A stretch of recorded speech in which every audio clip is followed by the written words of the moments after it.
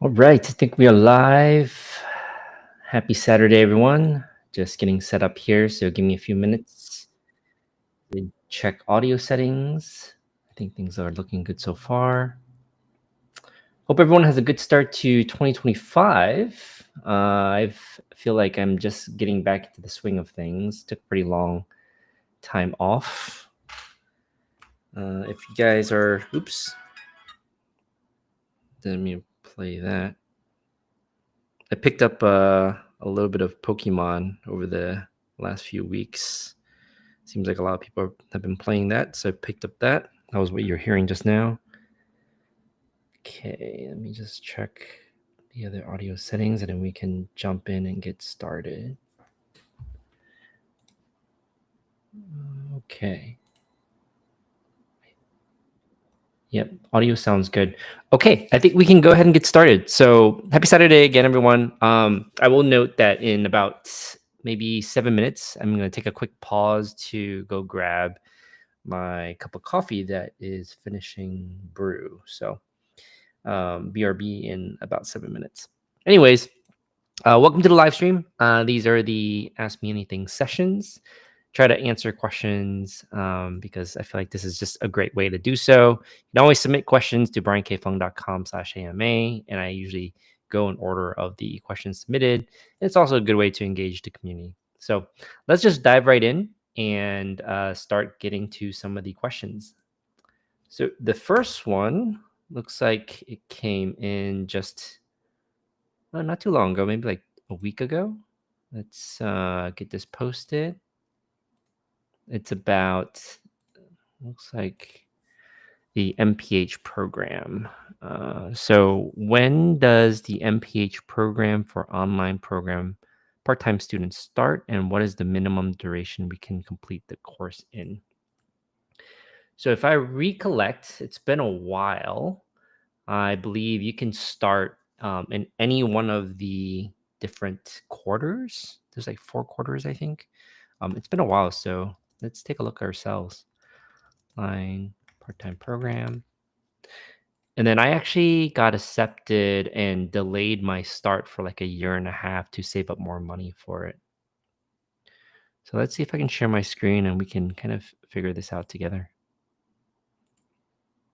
Okay, so here's the program. Let's see if there's like a FAQ. Oh, I think I saw start dates. Full-time, online, part-time.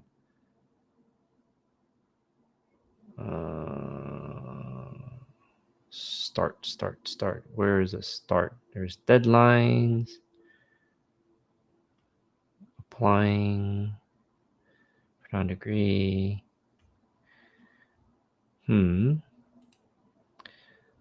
Online part-time format. Flexibility. Online only. All their courses online. International students.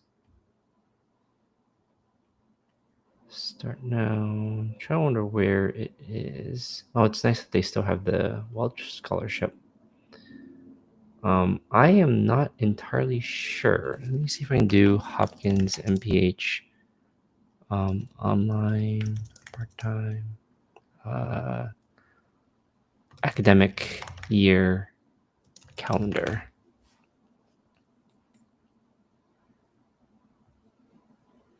Current calendar. Let's look at future calendar.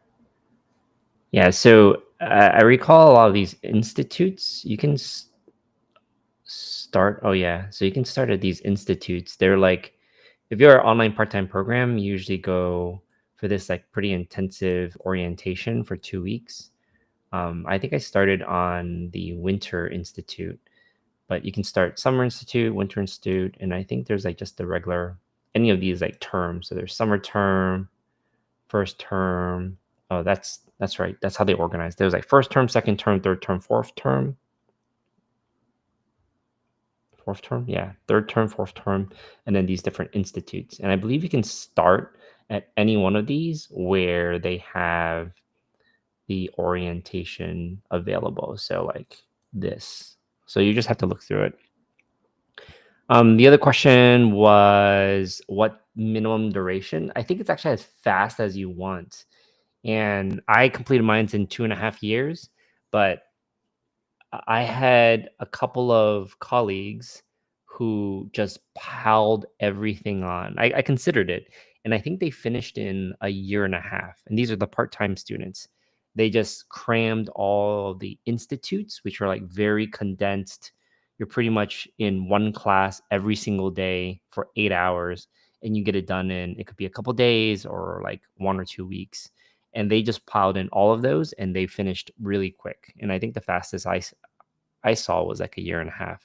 I don't think there's a minimum per se, but there's a minimum set of credits, and it's pretty hard to get all those credits in. Some of them are sequential.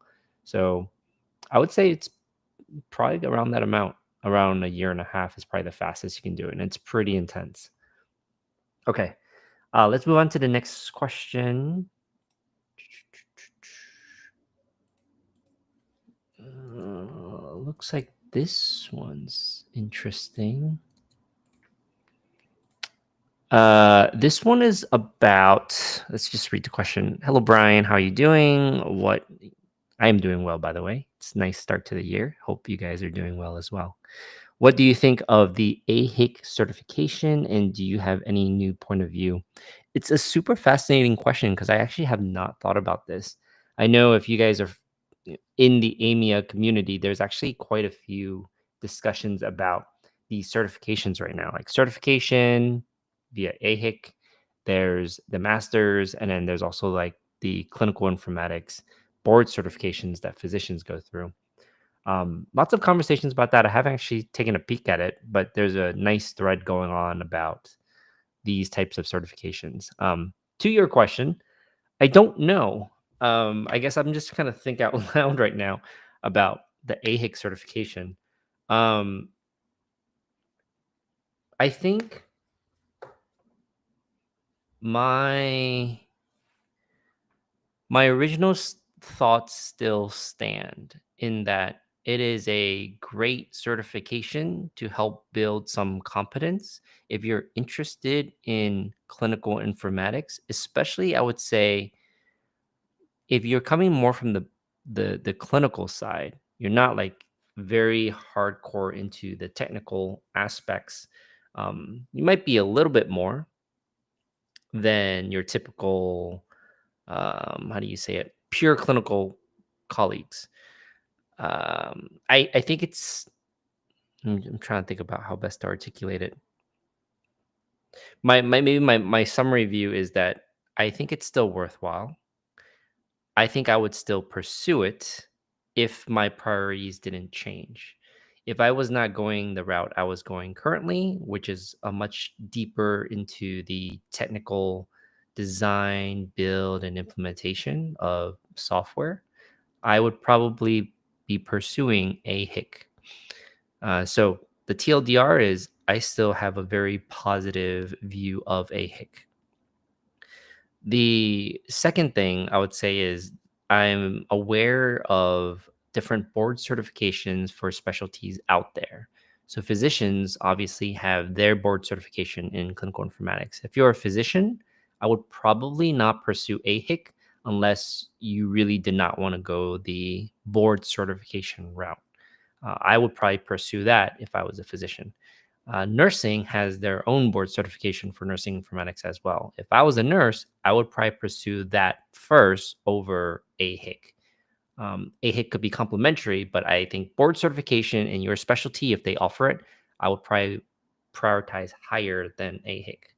And I'm not sure if it's like that much more complementary to board certification if you had that offer. Now, what's unique in my instance, because I come from a pharmacy background and I'm a pharmacist, we do not have board certification in informatics. We have residencies and fellowships in informatics, which is great, but we don't have any types of board certification. I know that there is a petition going on right now about board certification. With that said, if you're in the pharmacy community, I would actually recommend AHIC because we don't have any types of board certification. And that's my alarm. I'm going to grab coffee real quick and I will be right back.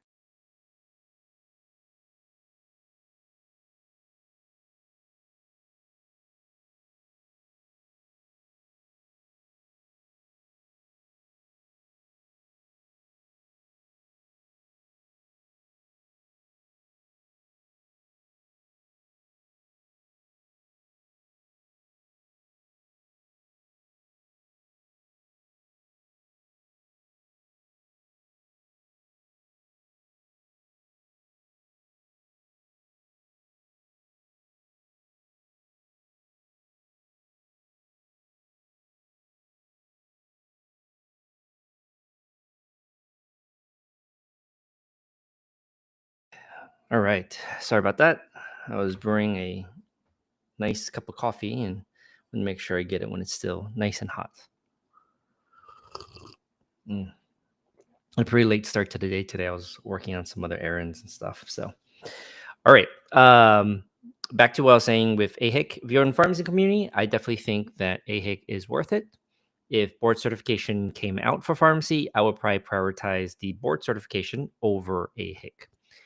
With that said, I think a lot of the materials, maybe this would be a fresh perspective. I've been in more of the tech or health tech space in the last almost 3 years now. And looking back and reflecting on the AHIC content from what I saw before, I think there would have been a lot of value in going through that kind of program leading into my current role. I think there would have been a lot of great foundational skills that I would have been able to hone and refine leading into that. So, from that perspective, I also think it's a great spot to be. Now, would I do it now? I'm not sure if I would. And I'm not sure if I would because I've done a lot of upskilling in different areas that I think don't um, makes the AHIC less attractive to me. Uh, if I had all the time in the world, I would probably go back and do it because I love these type of foundational knowledge bases.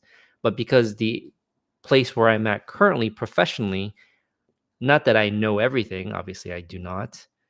I think that there is better time spent elsewhere. For example, I'm much more interested in diving very deep into computer science, very deep into that, or diving deeper into areas of artificial intelligence and machine learning and areas of just pure coding in general.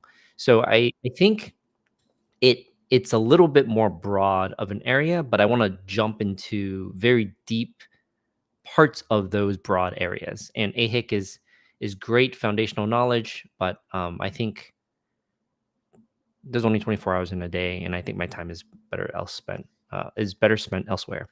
But in general, very positive. I would highly recommend it if you're still trying to build your knowledge base and your competence in informatics, especially if you come from a clinical background. And I would highly recommend it. All right. So let's move on to another question. Hopefully, that was helpful. Next one looks rather long. Looks like this is about Hopkins again. Let's see what the question is, and I'll just paste that. The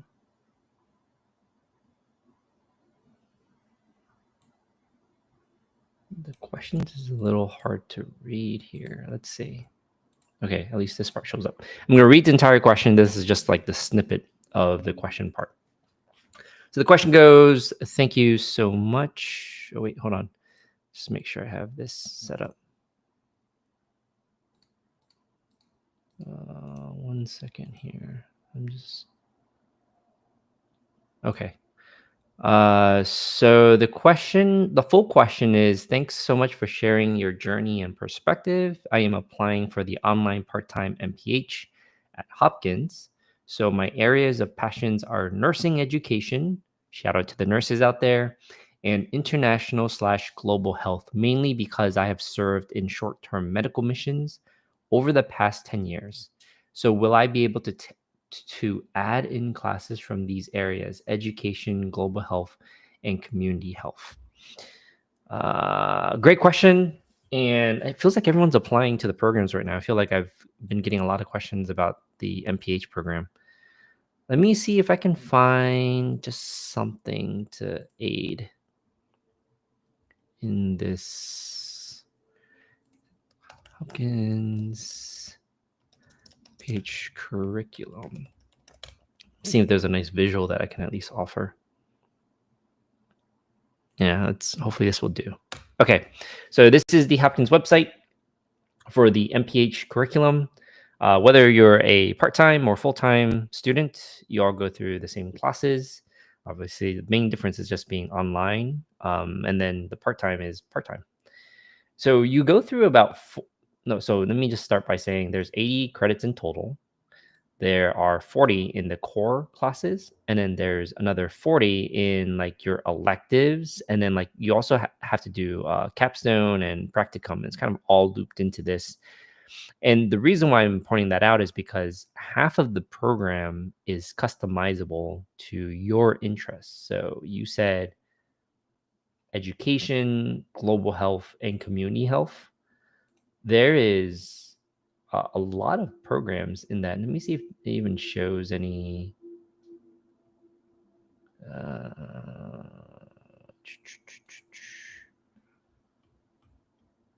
Where I want to, maybe in here. Yeah, there are a ton of courses that are offered. So the one thing to pay attention to, oops, I'm not sharing this tab. One thing to pay attention to is like certain courses are offered certain terms. So you can be very strategic about how you want to sequence your courses. I naturally, and I think like in your first orientation, you meet with your advisor and then you try to plan this all out. And it was great. So I had my whole 2.5 years planned out by the first like quarter of matriculating into the program. But you see, like I'm scrolling through here, there's a lot of courses. It's very customizable, and I'm pretty sure you will find things, especially on like global health. Like there's a lot of things on global health.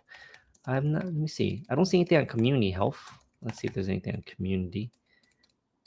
It might not be called specifically community health, but there's a lot of things on community, and then there's like education. I only see 4 things on education. Nonetheless, I think maybe what may be ideal for you is to just go through and look at the different types of courses that they offer. It's kind of what I did because I was trying to specialize in certain areas of like infectious disease, population health, informatics, and then ultimately I ended up doing a lot of stuff in policy, which was unexpected. But I think to your question, you will have 40 credit hours to slot into your areas of interest. It's actually very, very hard, in my opinion, to figure out where you want to specialize in. And I actually thought I wanted to go over 80 credits just because there were so many things I was interested in. I did some stuff in infectious disease because I wanted to just build my domain expertise even more. I did a lot of stuff in policy. It was probably about 20 to 25 credits. I ended up doing a lot of work in bioinformatics, which was also about 20 credits. And then I did like a sporadic sprinkling of classes in different areas. and I don't remember what all of them were. Some were more technical, some were more strategic, and then some were more just like domain heavy. But I just kind of explored, and it was super fun. If you are also interested and you end up matriculating and choosing Hopkins, which I highly recommend, definitely encourage you to go to campus, even though it can be fully online. When I was there, the requirement was 25% of your classes must be in person. I believe they waived that requirement now post COVID, but I would highly encourage you to take advantage of the opportunity to go in person to classes, meet your professors, all of whom are really happy to meet with you, meet your classmates, and then just take advantage of the network that's available. That's probably one of the most valuable things that you can gain from this program. Don't just go there, take classes online, and be done with it. That would not be a good use of time, in my opinion. Okay, let us stop here. And then if I think that's actually all the questions that I had submitted. So I'm going to switch to two things. One is turn it over to you guys who are watching in chat. You guys are welcome to actually join me. I forgot to mention that in the very beginning. I always love chatting with people more live in person because it's just so much more fun. So here is a link to join live. If you want to join live, you come right up on screen here, and we can just like chat and talk about whatever.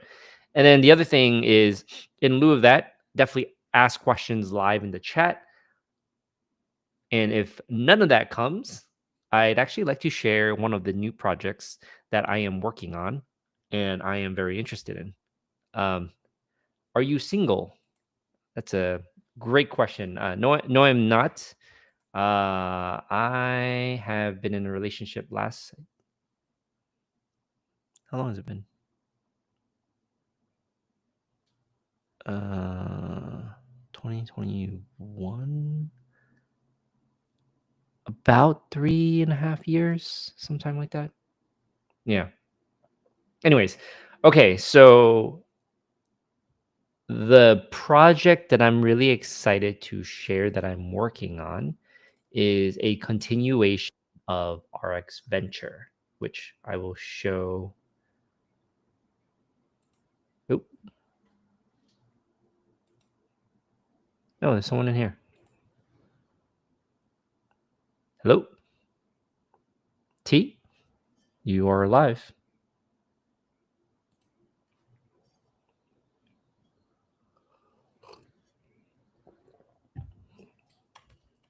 If you have no audio, there might be a little settings on the bottom right where you can adjust your video and audio settings. While T is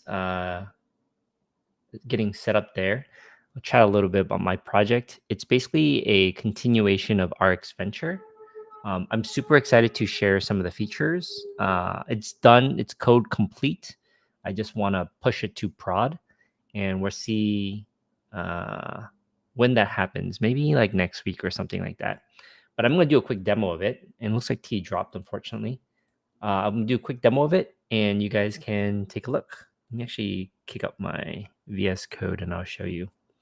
Long story short, the new feature that I am, oh, here, it's up. 1 second. Let me just kick it off.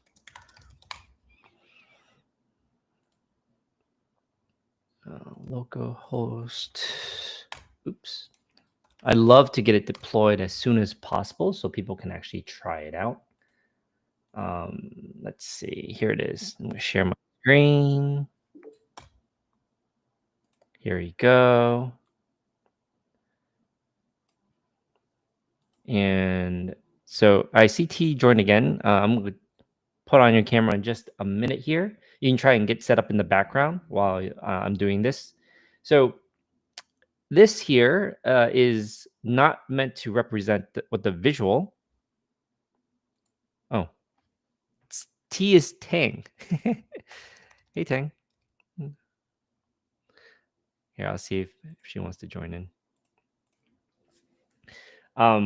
hopefully that works. I just put you on the board if you're able to get your camera and mic working. But while you're doing that, so this is the new feature I am working on. Ignore the UI for a second. I'm just focused on feature development right now.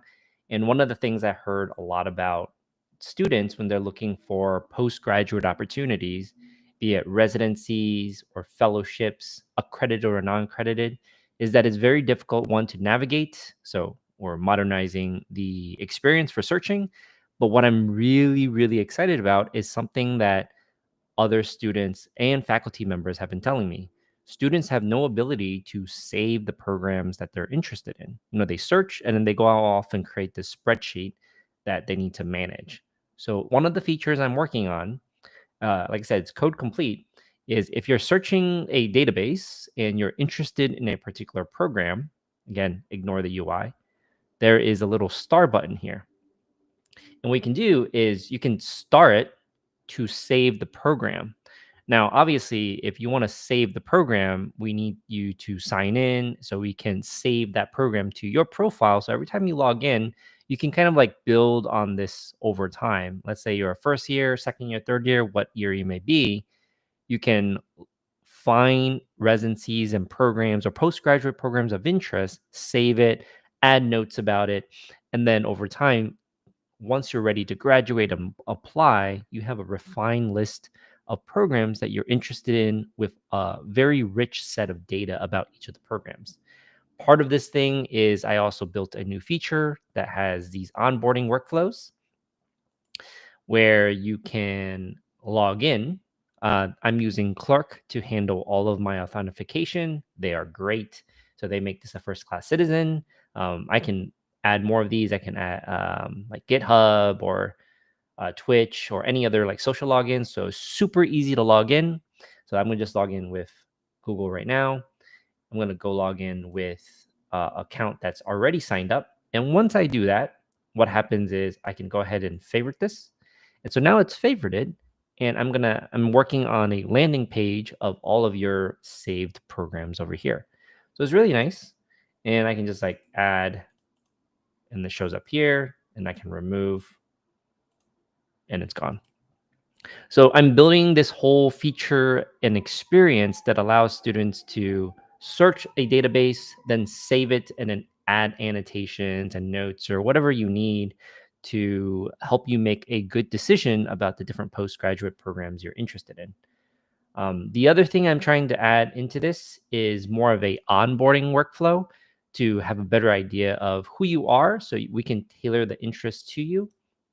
So if I sign out here, I created a custom onboarding workflow with Clerk, which is this whole authentication piece, where if you are a new user trying to sign in, let's say I'm a brand new user, I just signed in, but to complete my account, I can go ahead and add all of this information about me, and then this will also help for programs when they are in here and creating events, targeting different students. They can help identify, are you a last year student? You're ready to apply to programs.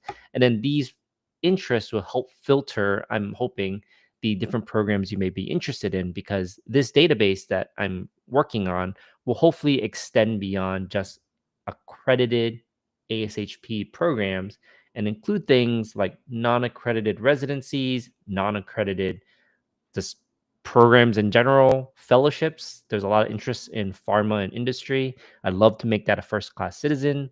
And then ultimately, entry-level jobs, truly entry-level jobs.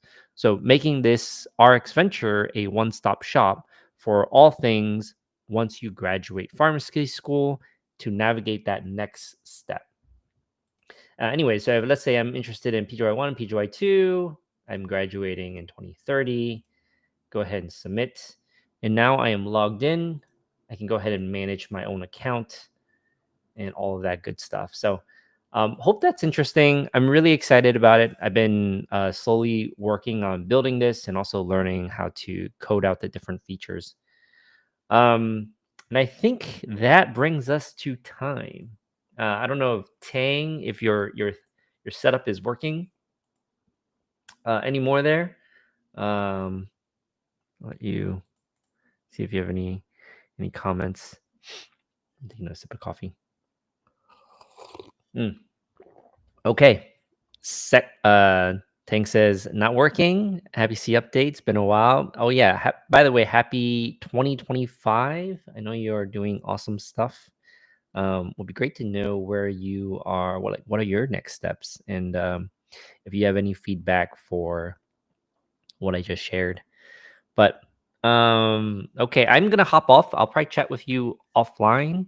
And then thank you guys all for tuning in. I hope you guys are gonna have a great year. I'm excited for 2025 and would love to hear feedback as I work towards this new product that I'm building. All right, guys, thank you guys for watching. I will see you next month.